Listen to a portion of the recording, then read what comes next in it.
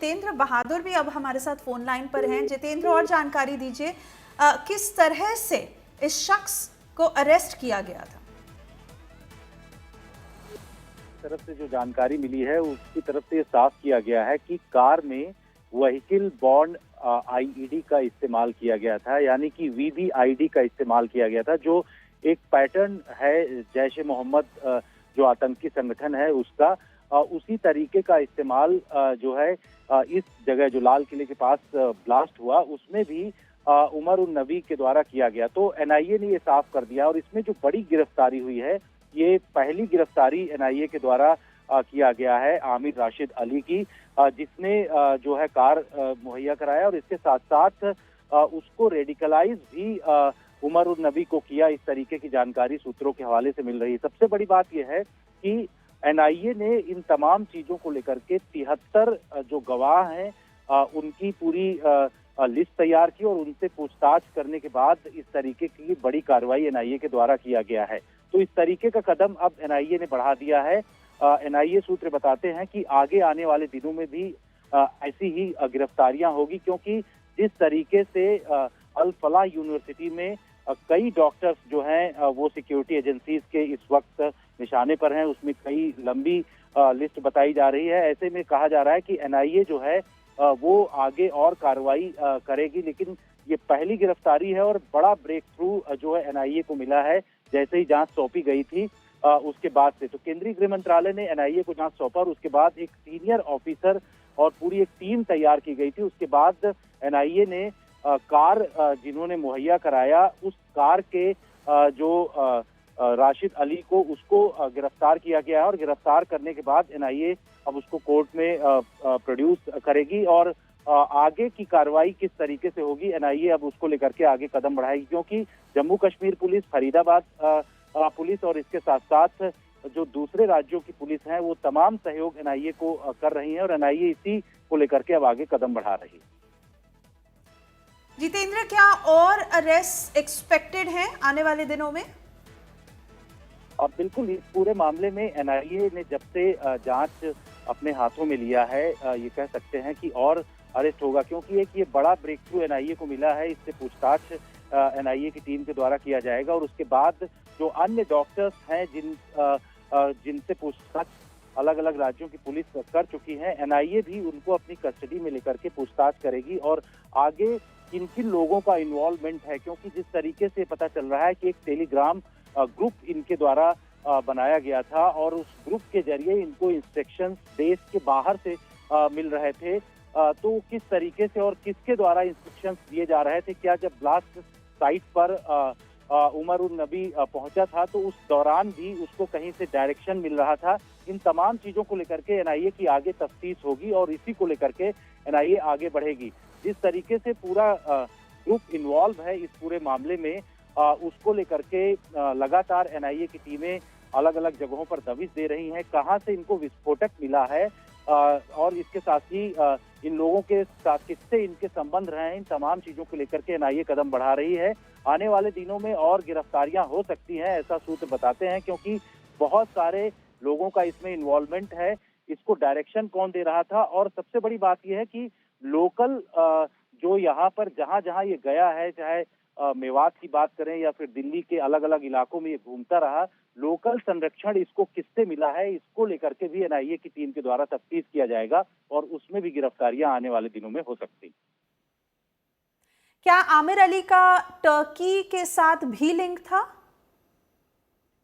देखिए, जिस तरीके से एक जो टेलीग्राम ग्रुप मिला है उसमें एक उकासा नाम का जो व्यक्ति है जिसके बारे में एनआईए सूत्रों ने जानकारी दी है कि इसका संबंध जो है वो जैश ए मोहम्मद के कमांडर के रूप में देखा जा रहा है।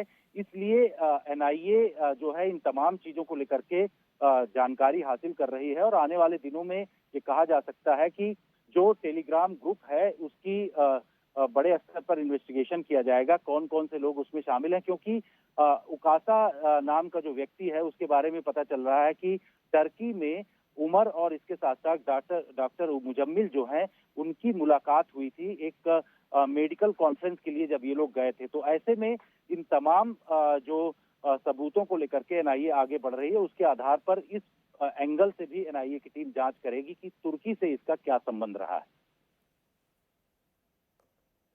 और क्या आप कंफर्म कर सकते हैं कि आमिर अली ने उस दिन, ब्लास्ट वाले दिन, बात की, कितनी बार बात की, इन एप्स के जरिए बात की और किस तरह से इनको ट्रेस किया गया? और देखिए, आमिर की जो गिरफ्तारी है वो इसी आधार पर इन्वेस्टिगेटिंग एजेंसी के द्वारा, एनआईए के द्वारा किया गया है, क्योंकि पूरी तरीके से इस्टेब्लिश हो चुका था कि किस तरीके से आमिर ने इसको पूरी मदद की है। और इसके साथ साथ कार में एक खास तरीके का जो व्हीकल बॉर्न आईईडी लगाया गया था, यानी कि चलती हुई कार में इस तरीके का आईडी लगा करके उसको विस्फोट करना, ये एक पैटर्न जैश ए मोहम्मद का है। और इसके बारे में ये भी जो जानकारी सूत्र बताते हैं कि जैश ए मोहम्मद से जुड़ा हुआ है पूरी तरीके से। एनआईए इसको लेकर के लगातार तफ्तीश कर रही है। और एनआईए के पास इस वक्त जो आमिर अली है उसके बारे में तमाम सबूत और उसके मूवमेंट के बारे में जानकारी आ चुकी है। उसी के आधार पर एनआईए ने गिरफ्तारी की है। एक मेजर ब्रेक थ्रू कह सकते हैं एनआईए की टीम के द्वारा ये किया गया है, क्योंकि जब से केस दिया गया था उसके बाद अलग अलग राज्यों की एजेंसियां इस पर काम कर रही थी। अब एनआईए ने जो मेन इसमें आमिर को या उमर को जिसने वो किया है, ट्रेंड किया है, उसके बारे में जानकारी लगी है। उसके बाद एनआईए ने ये बड़ी गिरफ्तारी की है। और आमिर का प्रोफेशन क्या था? जो 7 डॉक्टर्स अभी तक रेडार में आए हैं, क्या वो उन सभी के साथ टच में थे? देखिए, इसको इस्टेब्लिश लगातार जांच एजेंसियों के द्वारा किया जा रहा है। जो आमिर है वो उसको उमर से किस तरीके के संबंध थे, क्या था, इन तमाम चीजों को लेकर के एजेंसियों के पास पूरी जानकारी इस वक्त मौजूद है। सबसे बड़ी बात यह है कि इसमें इसकी गिरफ्तारी ये बताती है कि किस तरीके से आमिर जो है इस पूरे मामले में उसका इन्वॉल्वमेंट रहा है। शुरू से ही जम्मू कश्मीर पुलिस जब इस पूरे मामले में रेड करने के लिए फरीदाबाद पहुंची थी, तो उस दौरान आमिर का नाम उस समय आया था। लेकिन अब एनआईए जो कि इस पूरे मामले की जांच कर रही है, उसने ये इस्टेब्लिश किया है कि किस तरीके से उमर को पूरी तरीके से इसने ट्रेन किया। और उसमें व्हीकल बॉर्न आईईडी का इस्तेमाल उमर ने लाल किले के सामने किया। जब गाड़ी मूवमेंट कर रही थी तो वीवीआईडी का इस्तेमाल करते हुए उस गाड़ी को ब्लास्ट किया। और ये दर्शाता है कि किस तरीके से ये लोग हाईली रेडिकलाइज्ड थे और किस तरीके से इनको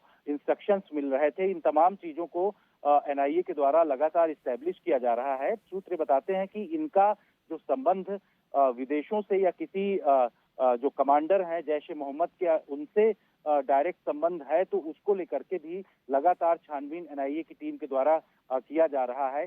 एक जो जानकारी सूत्रों ने बताया है कि टेलीग्राम ग्रुप जिसको कि उकासा के द्वारा चलाया जा रहा था, उसमें कई लोगों के जुड़े होने की जानकारी है।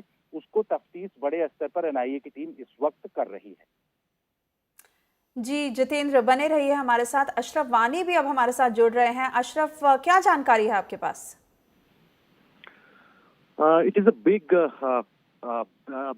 breakthrough in this whole Red Fort blast, because the Amir Rashid was first arrested by Jammu and Kashmir police when this investigation started. He was in the police custody. On that day, we visited his home in the Sambura area of the Pulwama district. Sambura is the same place from where the 2019 bomber also attacked the CRPF convoy on Jammu-Srinagar National Highway near Avantipora. In fact, some sources in the police are saying that he himself is a suicide bomber. Probably he was being made ready to carry out the Red Fort blast because due to the police curb when Dr. Umar came to know that he is on the radar, the police is after him, and then he decided to carry out that car bomb blast in the Red Fort. So very, very important clue with the NIA as well as with the Jammu and Kashmir police. Now the whole investigation has gone to the NIA. So NIA is completely investigating the whole this terror module, which is highly radicalized and is operating for last 2 years. From 2022, this group is active across the country, and it is being believed that this arrest by the NIA will provide the further links to the this prime investigating agency of the country, NIA, about the whole module and other members. So very, very important. And also on the first day, the picture we displayed on the screens was a car with this gentleman, Amir Rashid, and then on that day his family said that they have never purchased any car. In fact, Amir Rashid has never visited outside the valley. He is by profession a plumber, but very, very highly educated as well as very highly radicalized. That is the very important clue with the NIA agency. And also, when we visited his home on the 11th, when he was detained by the Jammu and Kashmir police in the Faridabad terror-related case, then his family said that they have never purchased this car. But it now comes clear that it is a stamp on the India Today's that breaking news when first we showed the image of same I-20 car with this Amir Rashid. So Amir Rashid was the main owner of this car. But due to the investigations and other to keep the secrecy, the police agencies and the other intelligence agencies did not confirm that this car was in the name of this particular person, because otherwise that could have put some kind of we can say a block or something, some problem with the Right. ongoing investigation. Now the NIA has now confirmed that he has been arrested, and it is a big clue. Indeed, Ashraf, and this is the first arrest that has been made by the NIA of Kashmiri resident Amir Ali. It is extremely pertinent and expecting further leads to be revealed as part of what had transpired on the day of the blast and how this planning was underway for several years.